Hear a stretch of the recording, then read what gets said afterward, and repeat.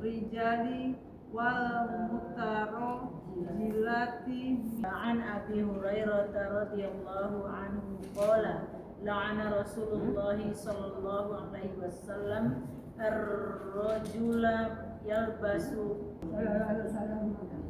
jinfanin ahdina rilam kalahuma qala Rasulullah sallallahu alaihi wasallam la ta'kulu bisyamali wa inna syaitana ya'kulu bisyamali la ya'kuluna ahadukum bisyamali. Radhiyallahu anhu anna Rasulullah sallallahu alaihi wasallam qala innal Yahuda bihuna fakhalifuhum. Ya. Ahzab ayat 53. Wa idza sa'altumuhunna mata'an fas'aluhunna min wara'i hijab.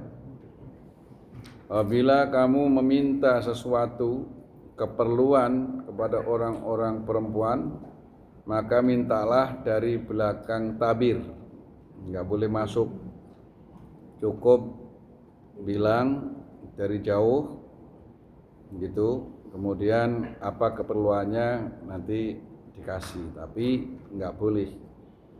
Nah, kalau ada perlu kemudian masuk padahal bukan muhrim. Ini artinya seorang wanita tidak boleh menerima tamu yang bukan mahram, yang laki-laki. Kalau perempuan menerima laki-laki, kalau laki menerima perempuan nggak boleh. Wa an Uqbah bin Amirin radhiyallahu anhu anna Rasulullah sallallahu alaihi wasallam iyyakum waddukhula 'ala nisa. Faqala rajulun minal ansar afara'aital hamwa qala amhamul mautu. Dari Uqbah bin Amir radhiyallahu an bahwasanya Rasulullah sallallahu alaihi wasallam bersabda, takutlah kalian untuk bertamu kepada wanita lain sendirian. Orang laki-laki dari sahabat Samdur menyela, bertanya, bagaimana kalau wanita itu ipar? Rasulullah bersabda, ipar sama dengan kematian, artinya sama-sama berbahaya. Ya, nah, Mbah Fahri itu sering banyak kasus, gitu. Ya, jadi nggak boleh. Nah, ini dicontohkan oleh keluarga Rasulullah. Rasulullah itu pernah bersabda, perempuan yang termasuk awal masuk surga namanya muti'ah. Perempuan yang dikatakan Nabi masuk kelompok awal masuk surga, namanya muti'ah. Terus Aisyah Fatimah bertanya, ya Allah, ya Rasul, kok bukan saya sih orang yang kelompok masuk surga pertama dari perempuan? Kok kau menyebutkan muti'ah? Muti'ah itu siapa? Kata Nabi, datanglah kamu ke sana biar kamu tahu. Ya, alamatnya di sana-sana, kasih tahu. Nah, besoknya Fatimah datang. Ketika datang itu ke rumah muti'ah yang disebut oleh Nabi, dia membawa anaknya namanya Hasan, kan cucu Rasulullah kan, Hasan mah Husain. Itu baru usia sekitar 6 tahun. Biasanya bocah kalau emaknya pergi ikut nggak? Ikut. Begitu di rumah muti'ah, kata muti'ah, silahkan kamu masuk tapi anakmu di luar. Gitu. Loh, kenapa? Karena saya belum mendapat izin dari suami saya, dia anak laki-laki masuk ke rumahku. Gitu. Gitu. Padahal baru usia 6 tahun. Belum balik. Itulah perempuan ahli surga yang disebut Nabi. Begitu telitinya. Gitu. Karena walaupun anak belum balik, kan dia bisa mengamati sesuatu. Kalau dia melihat sesuatu yang negatif kan tetap ada dalam pikirannya. Ya kan? Nah, sehingga kalau kamu pengen bisa masuk bersama anakmu, maka nanti ketika suami saya datang, saya izinkan dulu. Besok kamu balik lagi. Gitu. Nah, akhirnya suaminya datang, besok ada Fatimah putri Rasulullah hadir bersama anaknya masuk ke rumah. Bagaimana? Kata suaminya, oh ya nggak apa-apa. Gitu. Kan sama maknya ini. Gitu kan? Gitu. Nah, terus besoknya itu Fatimah datang, itu yang adiknya yang Husain ngikut. Ngikut. Lah, yang Hasan umur 6 tahun belum balik, adiknya lebih kecil lagi. Baru usia 3 tahun. Gitu. Belum bisa jalan, ngikut. Begitu nyampe di rumah Muti'ah, yang saya mintakan izin baru 1. Anakmu yang nomor 1, Hasan. Adapun yang kecil itu saya belum mintain izin. Gitu. Kalau mau diajak masuk, besok datang lagi.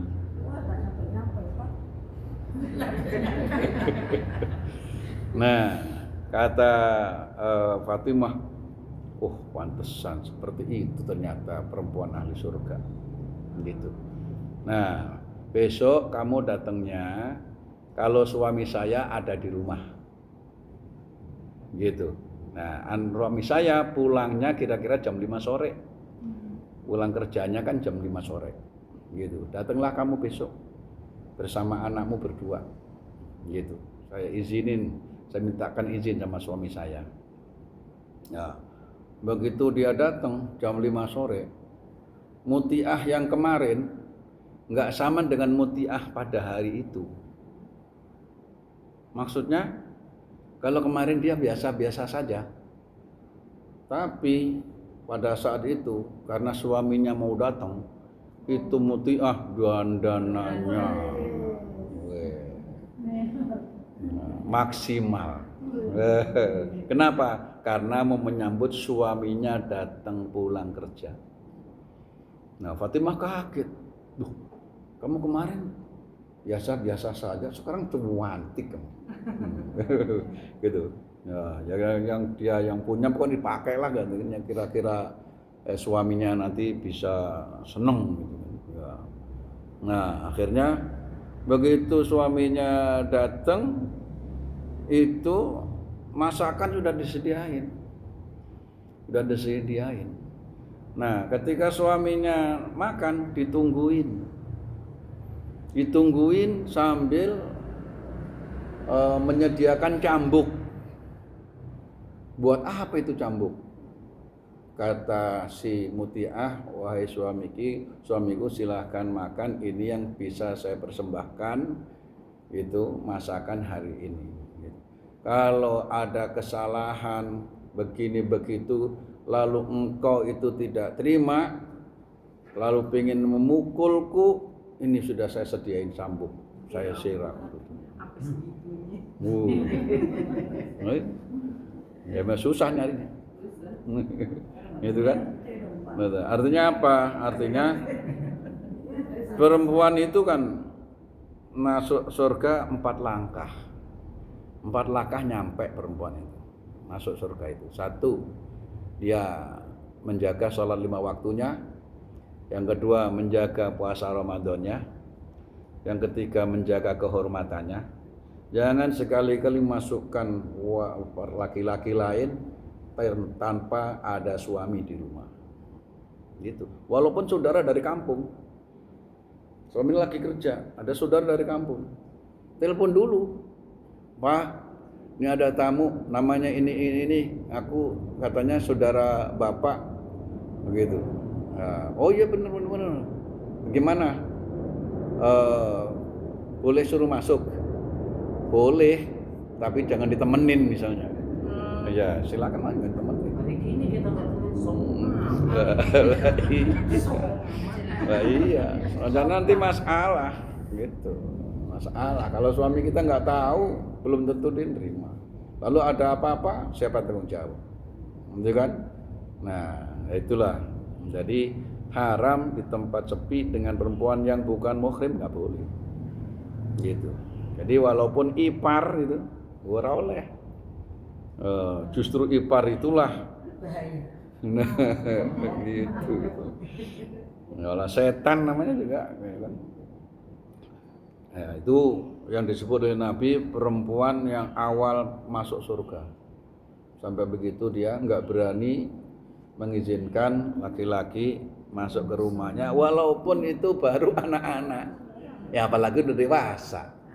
Gimana? Banyak kasus begitu. Gitu. Ojol. Ya, terus juga yang nganterin paket. Ya kan? Kadang-kadang kan masuk tuh. Oh, itu ternyata banyak kesempatan perempuan yang kesepian sengaja dia belanja walaupun dia nggak punya keperluan belanja supaya nanti ada tukang itu ke rumah. Begitu ke rumah nganterin sengaja digodain. Itu banyak kasus begitu. Iya. Ya. Makanya tadi itu. Jadi hadis ini menjaga keutuhan keluarga. Hadis ketiga la yakhluwanna ahadukum bi amratin illa ma'adhi mahramin. Janganlah sekali-kali salah seorang di antara kalian bersunyi-sunyi dengan perempuan lain kecuali disertai dengan muhrim. Sampai pergi haji, pergi umroh enggak ada muhrim, enggak sah dalam Islam itu. Enggak boleh. Gitu. Kecuali ada wanita lain yang menyertai gitu. Makanya kalau umroh atau haji sendiri kan pertama dibikinin mahram.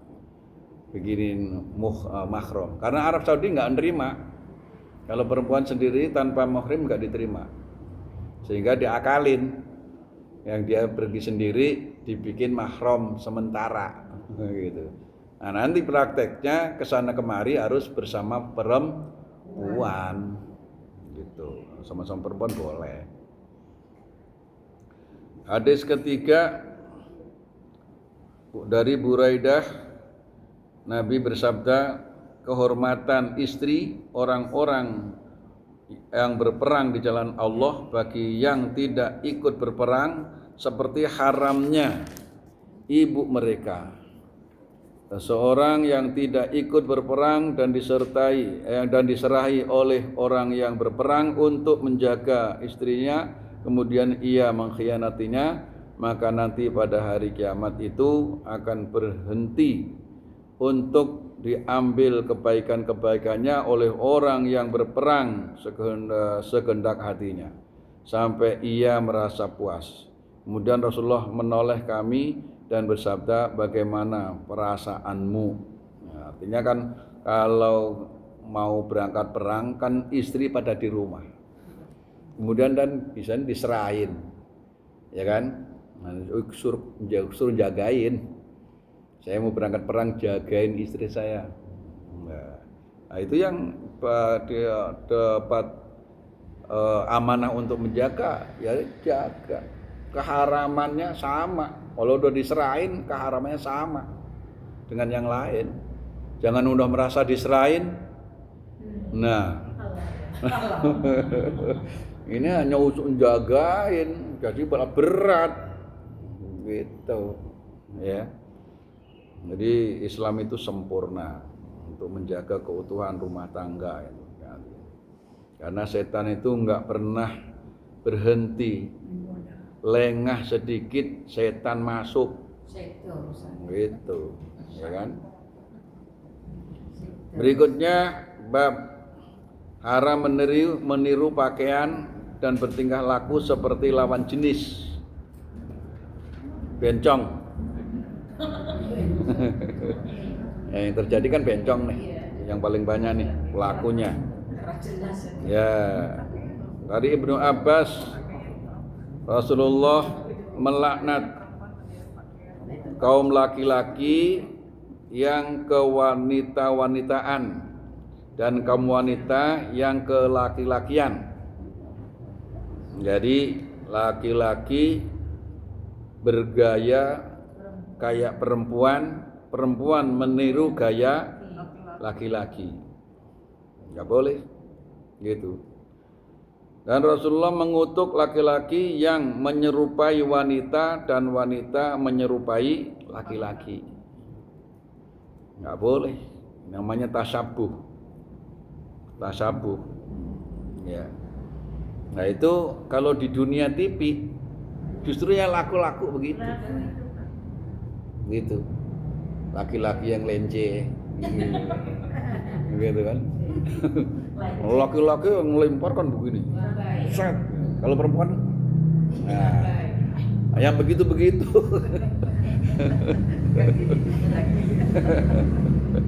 Ya kan? Nah, itu yang di TV justru malah laku begitu.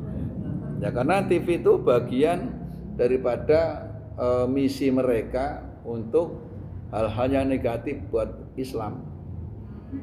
Gitu. Ya. Jadi jangan ikuti TV. Maka diantaranya kita harus bisa selektif kan, nggak semua harus ditonton itu. Karena apa yang kita tonton itu masuk dalam pikiran kita. Gitu. Sinetronnya orang mukminah itu perjalanan hidup Rasulullah, terus juga perjalanan hidup istri-istri Rasul. Itu sinetron kita. Bukan sinetron yang buka-bukaan, yang keluarganya ancur-ancuran. Dia hanya baik ketika tampil, padahal di dalamnya wah, karu-karuan. Kalau Rasulullah keluarganya emang benar-benar paling harmonis yang bisa ditiru dalam kehidupan kita. Bagaimana cara menjaga laki perempuan, muhrim, berpakaian gitu. La'ana Rasulullah sallallahu alaihi wasallam ar-rajula yalbasu libasal mar'ati wal mar'atu talbasu libasatar rajuli. Rasulullah mengutuk orang laki-laki yang memakai pakaian seperti orang perempuan dan mengutuk orang perempuan memakai pakaian seperti laki-laki. Bapak Agustusan lomba main bola pakai daster, ngapain? Enggak boleh. Tujuannya supaya menarik apaan? Buat lucu-lucuan gitu, Pak. Malah jijik lihatnya. Oh, enggak itu ya, Pak? Enggak boleh. Gitu. Kalau ibu-ibu pakai pakaian bapak. Kalau ibu-ibu boleh dong pakai celana panjang. Nah, pokoknya nggak boleh yang menyerupai laki-laki. Iya, pakai celana panjang kan, tapi gandengannya kan tetap gitu. Kalau pakai celana panjang kemudian pakai kaos ketat, maco gitu, nah ya itu nggak boleh. Kalau gandengannya pakai jilbab, akhirnya kan ketutup, wah itu ora apa-apa. Gitu, ya kan? Oh. Ya mungkin secara ininya pemahamannya kita sendiri paham lah, ya seperti apa yang tasabuh gitu. Terutama juga menggayanya itu, gitu. Nah kalau main futsal ibu-ibu kan pakai celana, nggak apa-apa dong. Nah iya tadi, jadi maksudnya praktek di lapangannya itu mungkin kita lebih paham mana yang benar-benar menyerupai dan mana yang tidak, gitu. Kalau pakaian sekarang kan hampir susah dibedakan. Memang kalau dulu perempuan pakai celana kita nggak ketemu, ya kan? Nggak ketemu, gitu. Nah zaman sekarang beda. Nah, cuman tetap harus ada batasan, walaupun sama-sama pakai celana, gitu kan. Nah, kemudian berikutnya kan masih ada aksesoris yang ciri kewanitaan harus tetap. Jangan dipakai untuk laki-laki. Gitu. Ya kan? Gitu.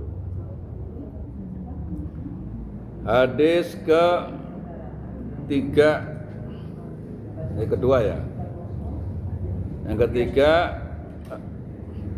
dari Abu Hurairah, ia berkata Rasulullah bersabda, ada dua kelompok orang yang ahli neraka yang aku belum pernah melihatnya, yaitu orang yang mempunyai cambuk seperti ekor lembu, di mana dengan cambuk itu ia suka memukulnya kepada sesama manusia, dan orang-orang perempuan yang berpakaian seperti orang telanjang, merayu-rayu dan melenggok-lenggok, membesarkan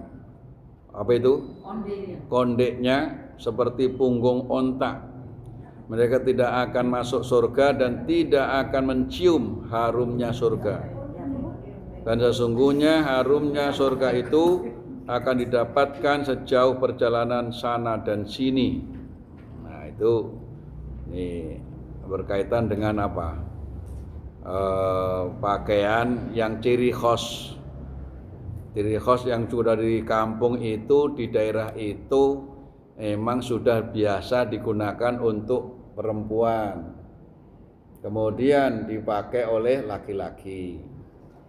Ya, kemudian ada perempuan berpakaian tapi seperti telanjang karena saking apanya? Kan syarat berpakaian itu 3T. Syarat berpakaian nih, terutama bagi wanita ini.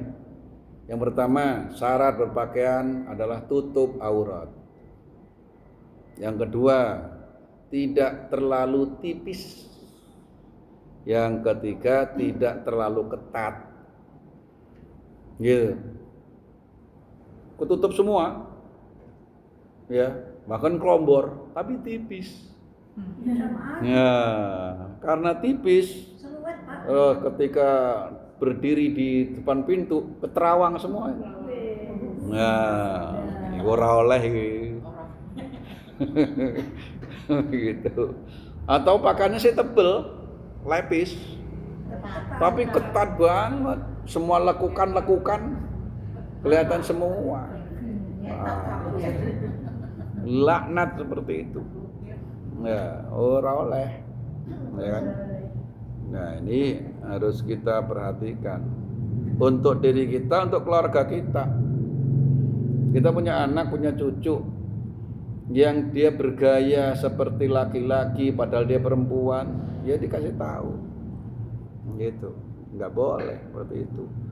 Dia punya kakaknya perempuan padahal adiknya laki-laki.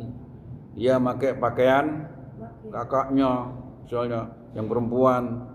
Nah, ya pengen supaya diketawain segala macam, ya tetap boleh, karena nanti menjadi kebiasaan. Pertamanya hanya gaya-gayaan, hanya main-main seperti nyari tawaan gitu kan, candaan, tapi kalau udah kebiasaan nanti, apalagi orang itu kalau pengennya diketawain, begitu berhasil diketawain bangga apa enggak? Bangga. Ketika bangga terus menerus menjadi kebiasaan. Gitu. Ya. Ini kan pendidikan semua, pendidikan keluarga dalam Islam yang dicontohkan oleh baginda Nabi kita Muhammad sallallahu alaihi wasallam. Berikutnya an Jabirin radhiyallahu anhu katibab larangan meniru kebiasaan setan. Kenal setan? Enggak kelihatan. Kalau orang kafir kan kebiasaan setan, maka kebiasaan orang kafir. Ini plus, jadi setan dengan orang kafir itu udah join, sama gitu. Jadi orang kafir itu dengan perbuatan setan itu udah pro. Ya, sehingga dilarang meniru kebiasaan setan dan orang kafir. Nah, gitu. Ya. Musuh kita dalam diri kita nafsu. Musuh kita dari luar diri kita setan. Gitu. Kitanya punya senjata untuk mengalahkan. Apa itu? Taqarrub kepada Allah. Senjata itu. Senjata kita itu zikir. Zikir itu yang akan menyelamatkan diri kita baik dari nafsu kita sendiri maupun dari setan. Ya. Karena setan itu tidak akan bisa masuk kepada seorang mukmin di saat orang mukmin hatinya ingat kepada Allah.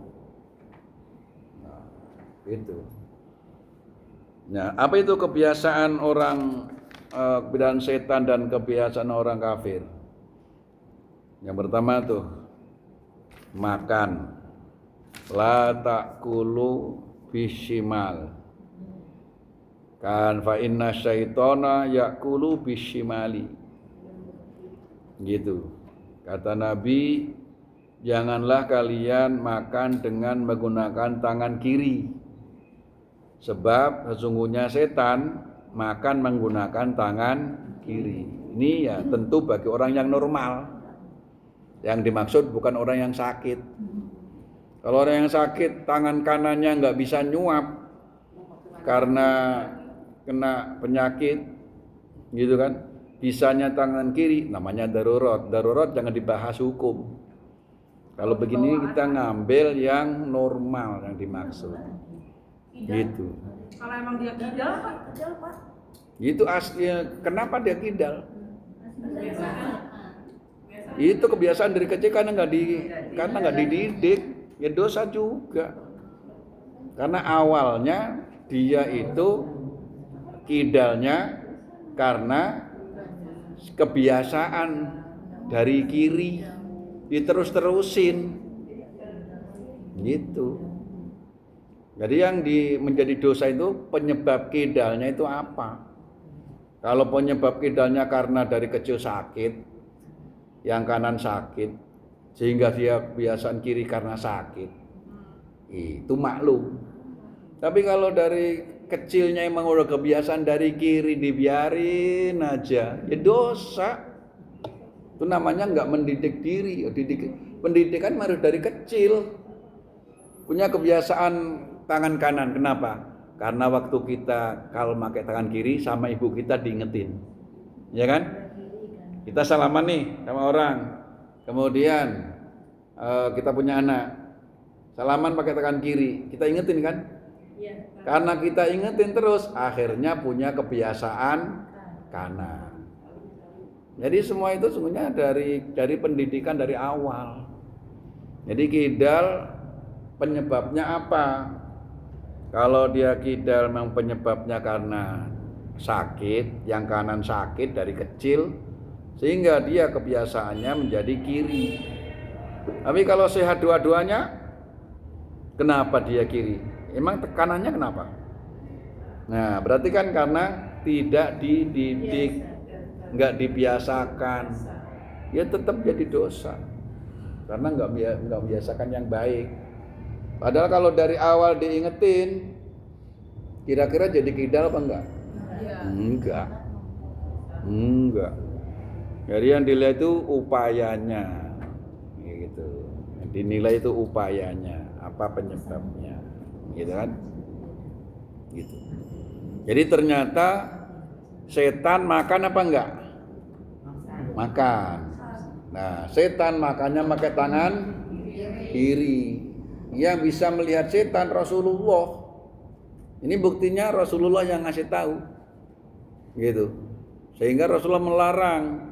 Jangan seperti setan, karena Rasulullah tahu setan itu makannya pakai tangan kiri. Maka kamu jangan makan pakai tangan kiri. Nah, itu karena nyerupain setan, ya kan? Setan itu kelompok jin yang dilaknat oleh Allah, dan dia punya permintaan, fa'angzirni ila yaumi yub'atsun. Ya Allah, Engkau melaknatku, maka aku punya permintaan. Apa permintaannya? Berikan aku umur panjang. Fa'angzirni ila yaumi yub'atsun. Tangguhkan aku umurku sampai ketemu hari kiamat. Sudah setan. Di setan gak ada yang mati. Iya. Gitu. Gak ada yang mati setan. Tambah banyak. Umurnya panjang. Jadi jenggotnya sampai ngelengser ya. Ada orang nggak mati-mati. Kalau kelihatan. Gitu. Setan itu seperti itu. Gitu. Gak dipotong Pak jenggotnya. Hah? Gak dipotong. Oh nggak ada tukang cukurnya kali. Tapi tua nggak Pak? Pak, bagaimana kalau